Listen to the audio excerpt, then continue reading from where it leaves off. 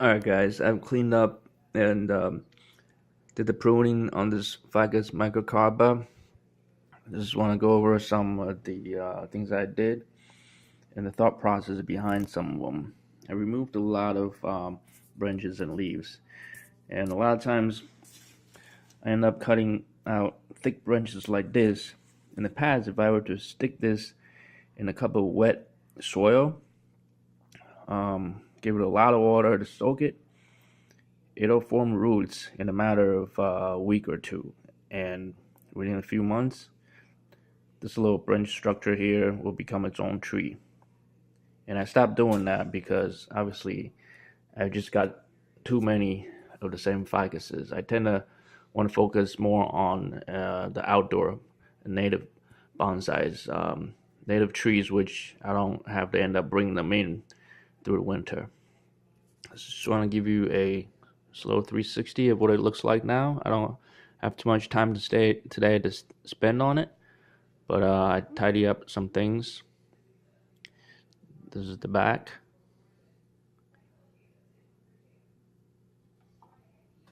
Side. Front.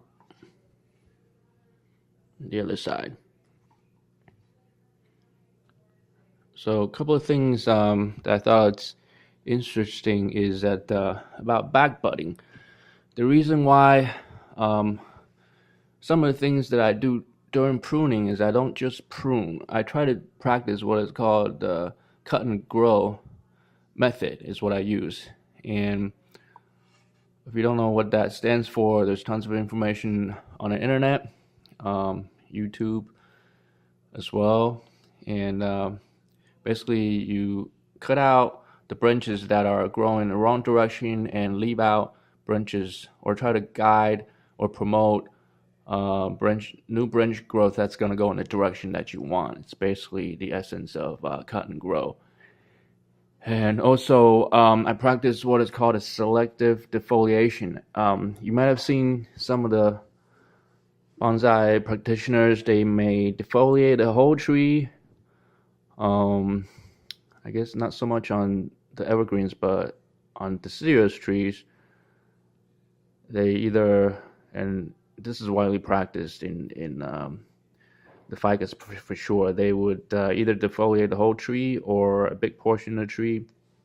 And what I do is that I incorporate all these ideas while I prune. Just depends on what I observe and my understanding and knowledge of this type of tree throughout the years. And what I do is I practice what it's called a selective defoliation. Let me give you an example. Like this branch right here, you can see toward the end of it, this branch right here by my thumb, that's being defoliated. I leave out a little bit of leaf left to possibly protect the new bud when they grow out, so they won't dry out that quick. Wonder if you can see, if I flip open this leaf right here, it won't focus. I should put some light. Actually, this one right here, you might be able to see. There's some hidden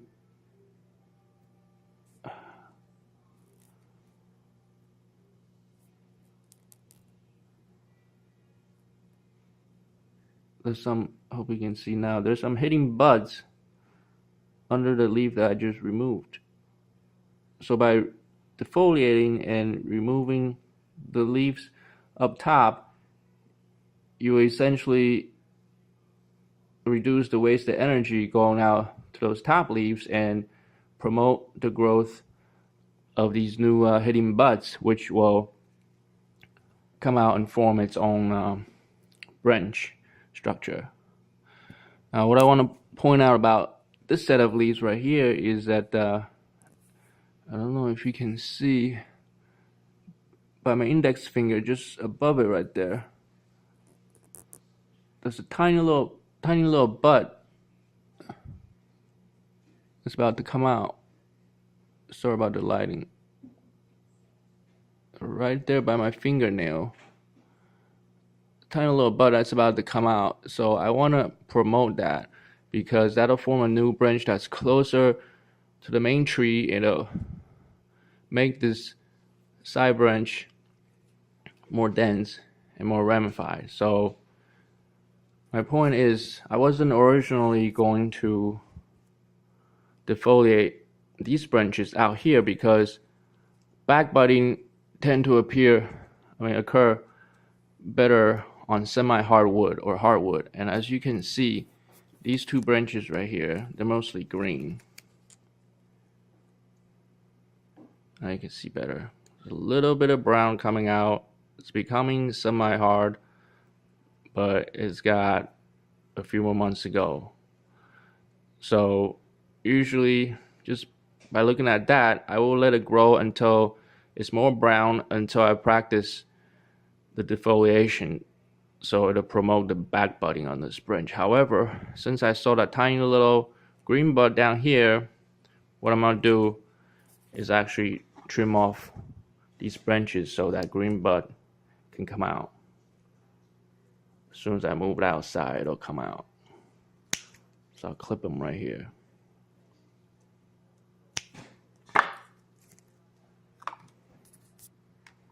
Another thing I want to point out is that this branch right here, it's grafted on. Usually you could tell when something is grafted on is that the attachment to the main trunk isn't exactly natural. You can see those lines and the differences in color. This is grafted on by branches just opposite the main trunk. This is the exit point of the feeder branch, and that's where it enters on the other side of the main trunk. And matter of fact, I still have this little stub left over. It was connected just like that. I had it on there for a whole year last year. So as soon as I see that the new branch took off, it's thickening by itself, and the sign that you can tell that there's bulging going on and there's no longer a separation. You know, the bark on the new branch has pretty much blended in to the bark of the new branch. The bark of the main tree there. That's how you can tell. You can remove the feeder branch that's feeding it. That's why I cut that stub off today. So just want to point out just a couple of things. I didn't spend too much time on this tree today. That's all the time I have. Thank you very much for watching.